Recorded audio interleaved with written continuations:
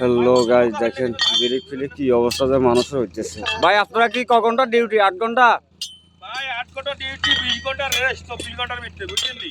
যে শুধু খালি খাওন আর খাওন। হ্যাঁ রে, বৃষ্টি হচ্ছে তো। আলমগীর ভাই কি খবর? আলমগীর ভাই ভাই আর অবস্থা ভালো না ভাই। 8 ঘন্টার মধ্যে যে হাঁটাহাঁটি ভাই, তাই ঢাকা অন্তত 10-12 করুন দেবো কথা কিছু। ও ভাই, বাড়ার সাথে সিসি ক্যামেরা কেন?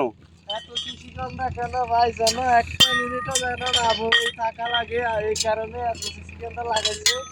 শুধুমাত্র আগুন লাগানো দেখার জন্য সিসি ক্যামেরা গুলো লাগাইছে ভাই। ও অঙ্কি আরেক শিফটে উঠবে না? আরেক শিফট এখন চলে আসবে, আমাদের মাঝে মুন্সির ভাই চলে এসে এখনো বাকি রয়েছে। আমাদের মাঝে এখনো জুনিয়র এসে পৌঁছাইতে পারে না। মনসুর ভাই, বৃষ্টির ভিতরে কাজ করতে কেমন লাগে? ভালো ভালো। ভালো কেন? আর এই বৃষ্টি তো মানে বাতাসে তো আপনারা ওয়েলে চলে যাইব। যে শরীরে আপনারা আল্লাহ দিলে, এত মোটা শরীরে কেন কাজ করেন?